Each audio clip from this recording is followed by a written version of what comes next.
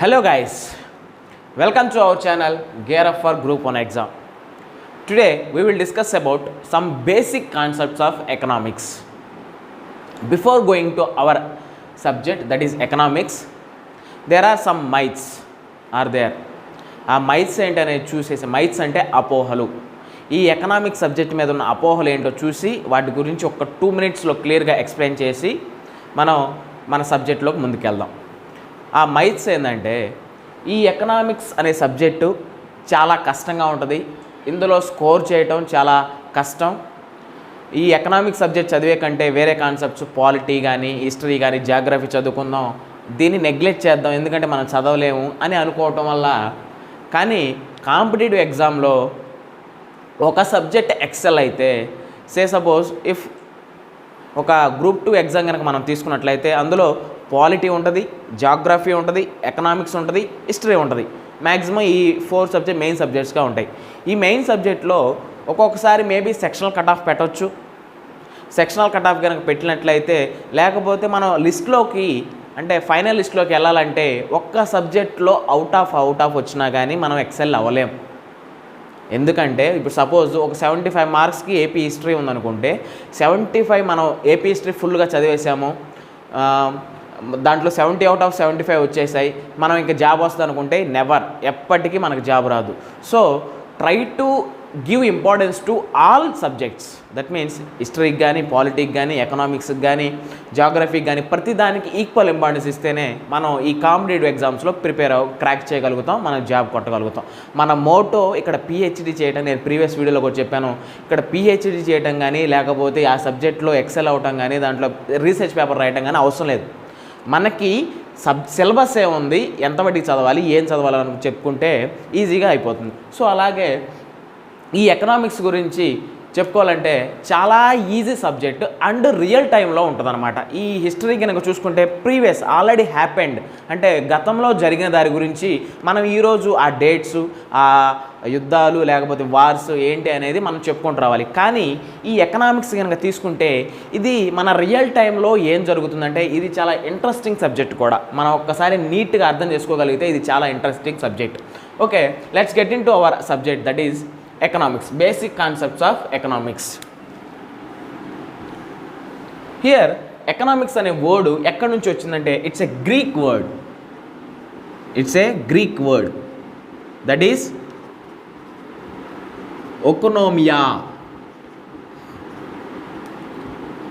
ఒకోనోమియా అనే వర్డ్ నుంచి, Greek word నుంచి ఎకనామిక్స్ రావడం జరిగింది. ఫస్ట్ ఆఫ్ ఆల్ ఈ ఒకోనోమియా మీనింగ్ ఏంటంటే house hold management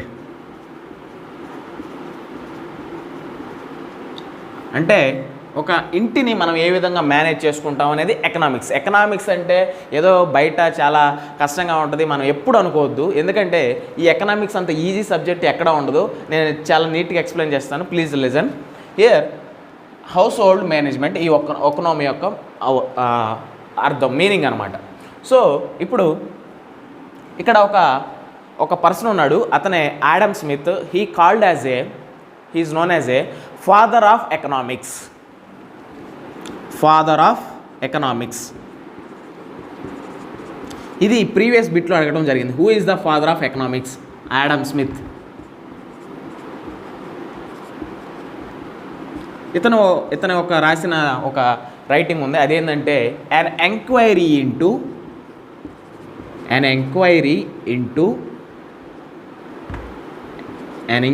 into nature and causes of wealth of the nations. ఇంకో విధంగా కూడా బిట్టాడుకోవచ్చు. an enquiry into nature and causes of wealth of nations రాసింది ఎవరు అని కూడా అడగవచ్చు. ఆడమ్ స్మిత్, చాలా ఇంపార్టెంట్ గైస్. ఈ Adam Smith an enquiry into nature అంటే మన చుట్టుపక్కల ఉన్న నేచర్ గురించే ఎకనామిక్స్ చెప్తుంది. ఎకనామిక్స్ అనేది ఒక పర్టికులర్గా ఒక టాపిక్ కాదు. ఎకనామిక్స్ అనేది మన నేచర్, మన సరౌండింగ్స్లో ఉన్న నేచర్ గురించి చెప్తుంది. కానీ ఇక్కడ అర్థం చేసుకోవాల్సింది ఏంటంటే what are the causes of wealth and of the nations ఒక కంట్రీ యొక్క వెల్త్ ఏ విధంగా వస్తుంది అనే దానికి కాజెస్ గురించే తన రైటింగ్లో చేయడం జరిగింది. అతను Adam Smith. He is known as father of economics. Here some basic concepts are there, very basic concepts. మనం కనుక ఇవి మనం తెలుసుకున్నట్లయితే మనకి ఎకనామిక్స్ సబ్జెక్ట్ ఈజీగా అర్థమవుతుంది. అవేంటంటే ఫస్ట్ డిమాండ్,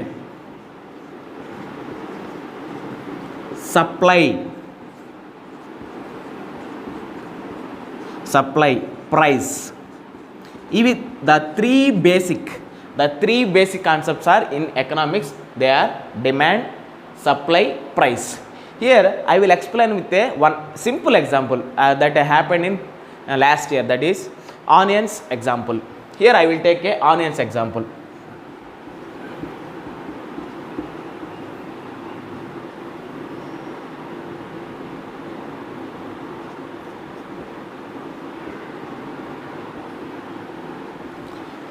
ఆనియన్స్ ఎగ్జాంపుల్ తీసుకుందాం. ఇక్కడ ఈ ఆనియన్స్ కింద ఈ 3 వర్డ్స్ రాస్తాను. Demand, supply, price. Demand, supply, price, ఈ 3 వర్డ్స్ రాశాను. ఇక్కడ డిమాండ్ అంటే ఆనియన్స్ ఎక్కువ కావాలి, అంటే ఆనియన్స్ను తీసుకునేవాళ్ళు లేకపోతే ఆనియన్స్ని యూజ్ చేసేవాళ్ళు ఎంతమంది ఉన్నారంటే ఇప్పుడు ఆనియన్స్కున్న డిమాండ్ పెరిగింది అనుకుందాం. ఆనియన్స్కున్న డిమాండ్ పెరిగింది. సో సప్లై కూడా అదేవిధంగా సప్లై కూడా ఎక్కువ ఉంటే ప్రైస్ కూడా తక్కువ ఉంటుంది. ప్రైస్ అనేది తక్కువ ఉంటుంది. సో ఇక్కడ డిమాండ్ ఎక్కువ ఉంది, సప్లై ఎక్కువ ఉంది, సో ప్రైస్ కూడా తక్కువ ఉంటుంది. అంటే ఈ రెండు గినక డిమాండ్ ఎక్కువ, సప్లై ఎక్కువ గినక ఉంటే ప్రైస్ తక్కువ ఉంటుంది. కానీ ఇక్కడ డిమాండ్ ఎక్కువ ఉంది, సప్లై తక్కువ ఉంది. అంటే last year condition, last year we have seen that 1 kg is more than 200 rupees also. 1 kg of onions if you see that last year. అంటే ఎందుకంటే డిమాండ్ ఎక్కువ, లాస్ట్ ఇయర్ డిమాండ్ ఎక్కువ ఆనియన్స్కి, కానీ సప్లై అనేది చాలా తక్కువ డ్యూ టు సమ్ రీజన్స్ వల్ల. కానీ ఇక్కడ మనం రీజన్స్ పక్కన పెట్టి మనం డిమాండ్ సప్లై కనుక కర్వ్ తీసుకున్నట్లయితే డిమాండ్ ఎక్కువ ఉంది కానీ సప్లై లేదు, అంటే చాలా తక్కువగా ఉంది. So every person is required. అంటే చాలామంది ఈ ఆనియన్స్ కావాలని కోరుకోవడం వల్ల డిమాండ్ ఎక్కువ ఉంది, సప్లై తక్కువ ఉంది. సో డిమాండ్ ఎక్కువ వల్ల సప్లై లేకపోవడం వల్ల ప్రైస్ కూడా ఇంక్రీజ్ అవుతుంది. ప్రైస్ అనేది చాలా ఇంక్రీజ్ అవుతుంది.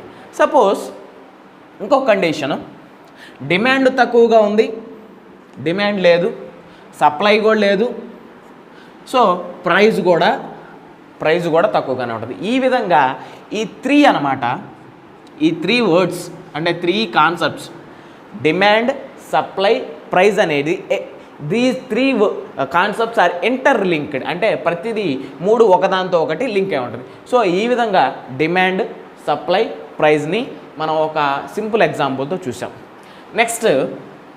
Next word, next concept, that is depreciation.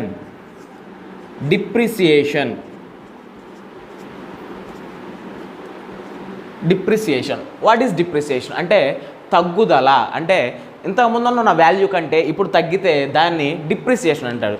దీని గురించి కూడా ఒక సింపుల్ ఎగ్జాంపుల్ గురించి చెప్పుకుందాం. సింపుల్ ఎగ్జాంపుల్తో ఎక్స్ప్లెయిన్ చేద్దాం. అదేంటంటే suppose I bought a car.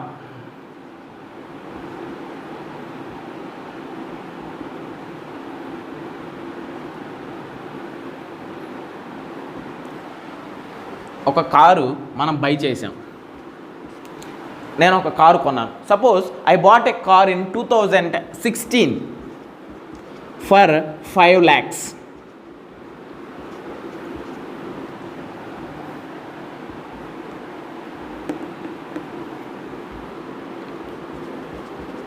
$5 lakhsకి బై చేశాను. అంటే ఒక కారుని 2016లో 5 lakhsకి బై చేశాను. కానీ if you see that same price of that car, అంటే ఆ కార్ యొక్క సేమ్ ప్రైస్ 2020లో 3 lakhsకి వచ్చింది. సో 2016లో ఉన్న ప్రైస్ అదే సేమ్ కార్కి 5 lakhs ఉంటే 2020 వచ్చేసరికి 3 lakhs అయింది. అంటే ఈ డిఫరెన్స్ ఉంది కదా, ఈ డిఫరెన్స్నే మనం డిప్రిసియేషన్ అంటారు. ఈ డిఫరెన్స్నే మనం డిప్రిసియేషన్ అంటారు. ఇప్పుడు మీకు క్లియర్గా అర్థమైంది అనుకుంటున్నాను. ఒక కారుని 2016లో 5 lakhs కొంటే 2020కి వచ్చేసరికి 3 lakhs అయితే దాన్నే డిప్రిసియేషన్ అంటారు. దాని తర్వాత here important word that is recession.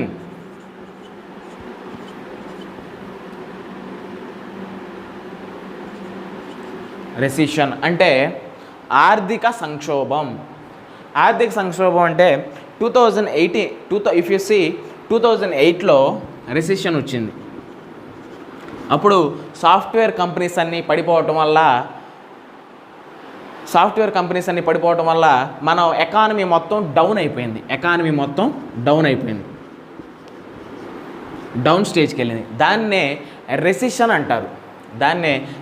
అంటారు. ఇక్కడ కూడా మనం 2019 దట్ ఈస్ 2019 పీరియడ్ తీసుకున్నట్లయితే కోవిడ్-19 అంటే వైరస్ రావటం వల్ల ఇక్కడ మనకి డ్యూ టు లాక్డౌన్, అంటే లాక్డౌన్ ఉంటేనే మనం ఈ వైరస్ నుంచి బయటపడగలం. లాక్డౌన్ ఉండటం వల్ల ఎకానమీ అనేది చాలా డౌన్ గ్రేడ్ అయిపోయింది. ఈ ఎకానమీని ఏ విధంగా మనం చేస్తారంటే జీడిపి అంటే ఒక కంట్రీ యొక్క ఎకానమీ లెవెల్స్ని మెజర్ చేయడానికి ఒక measurement, that is GDP, that is gross domestic product. Here కోవిడ్-19 వల్ల మనం ఎకానమీ మొత్తం డౌన్ స్టేజ్కి వెళ్ళిపోయింది. సో ఇక్కడ ఇంకో వర్డ్ కూడా ఉంది, that is double recession.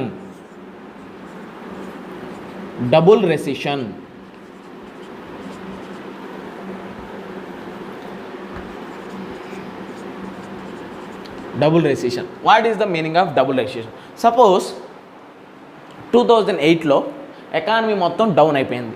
After 1 year 2009లో కొంచెం ఇంప్రూవ్మెంట్ ఉంది. కానీ అగైన్ 2010లో మళ్ళీ సేమ్ ఎకానమీ కనుక డౌన్ అయితే దాన్ని డబుల్ రెసిషన్ అంటారు. ఈ విధంగా some basic concepts in economics. ఈ విధంగా ఇంకొక కాన్సెప్ట్ ఉంది, ఆ కాన్సెప్ట్ని మనం డిస్కస్ చేసుకొని ఈ వీడియోని కంక్లూడ్ చేద్దాం. That is important concept, that is inflation. Inflation అంటే ఏంది? Inflation meaning, suppose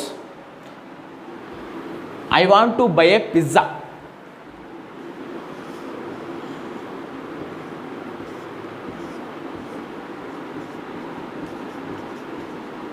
I want to buy a pizza that costs one pizza equal to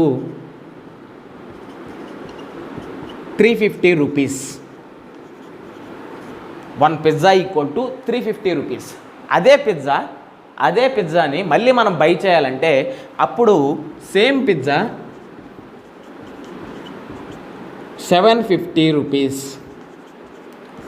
750 rupees కనుక అయితే అంటే ఒక పిజ్జా ఉన్న ప్రైజు ఒకనొక టైంలో 350 రూపీస్ నుంచి అదే టైంలో సేమ్ పిజ్జా 750 రూపీస్ కనుక అయితే అంటే ఇంక్రీజ్ ఇన్ ద ప్రైజెస్.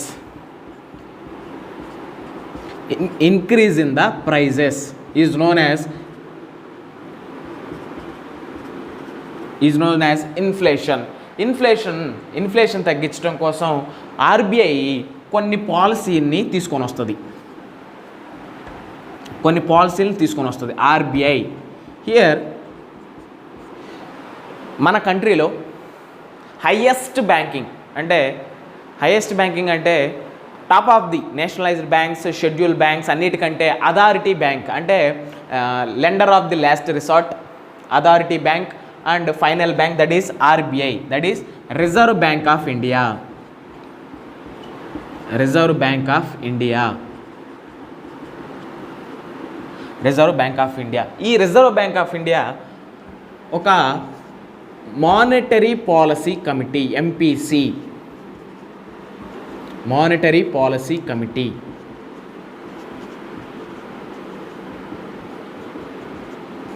ప్రతి 3 monthsకి మన Reserve Bank governor that is now Shaktikant Das ji he will release A rates regarding repo rate, reverse repo rate, statutory liquidity ratio, marginal standing facility rates, marginal standing facility వాట్ల rates గురించి ఈ monetary పాలసీలో discuss చేయడం జరుగుతుంది. మన నెక్స్ట్ వీడియోలో what is repo rate, what is reverse repo rate, what is bank rate, what is base rate, what is marginal standing facility, some EBLR. Now previous one MCLR is there, marginal cost of lending rate. Now it is extended borrowing lending rate. Now ఆ rates గురించి మన next వీడియోలో ఒక చిన్న concepts వీడియోతో చేసుకుందాం. ఈ విధంగా మనం బేసిక్ కాన్సెప్ట్స్ ఆఫ్ ఎకనామిక్స్లో ఒక్కసారి రివిజన్ చేద్దాం. డిమాండ్ ఎలా ఉంటుంది, డిమాండ్ కనుక ఎక్కువ ఉంటే సప్లై తక్కువ ఉంటే ప్రైస్ కనుక పెరుగుతుంది. అదే డిమాండ్ తక్కువగా ఉండి సప్లై తక్కువగా ఉంటే ప్రైస్ కూడా చాలా తక్కువగా ఉంటుంది. దాని తర్వాత డిప్రిసియేషన్ ఏంటంటే ఒక కార్ని మనం 2016లో 5 lakhs తీసుకుంటే అదే కారు ప్రైస్ కనుక 2020లో 3 lakhsకి వస్తే దాన్నే డిప్రిసియేషన్ అంటారు. దాని తర్వాత రెసిషన్ ఏంటంటే ఎకనామిక్ స్లో డౌన్, అంటే ఒకనొక స్టేజ్లో ఉన్న ఎకనామిక్ జీడిపి కనుక పడిపోతే దాన్ని రెసిషన్ అంటారు. ఆఫ్టర్ దట్ డబుల్ రెసిషన్ అంటే ఒక కొంత టైంను బట్టి రికవరీ చూసి మళ్ళీ సేమ్ రెసిషన్ స్టేజ్లోకి వెళ్తే దాన్ని డబుల్ రెసిషన్ అంటారు. దాని తర్వాత ఇన్ఫ్లేషన్ అంటే ఏందో చూసాం, increasing in the prices of commodities. ఆ కమోడిటీ యొక్క ప్రైజెస్ని ఇంక్రీజ్ అయితే దాన్ని ఇన్ఫ్లేషన్ అంటారు. దాని తర్వాత highest authority that is Reserve Bank of India, దానివల్ల దానిని రిలీజ్ చేసే రిపోర్టే monetary policy committee that is a committee related to Reserve Bank of India. ఈ విధంగా బేసిక్ కాన్సెప్ట్స్ ఆఫ్ ఎకనామిక్స్ చూసాం. నెక్స్ట్ వీడియోలో what is repo rate, what is reverse repo rate, what is marginal standing facility, what is MCLR and what is EBLR we can see in that video. With this we can conclude our video. Thanks for watching. Like, share, subscribe to our channel Gear Up for Group 1 Exam. This is Sunny Sandeep signing out. Take care and bye-bye.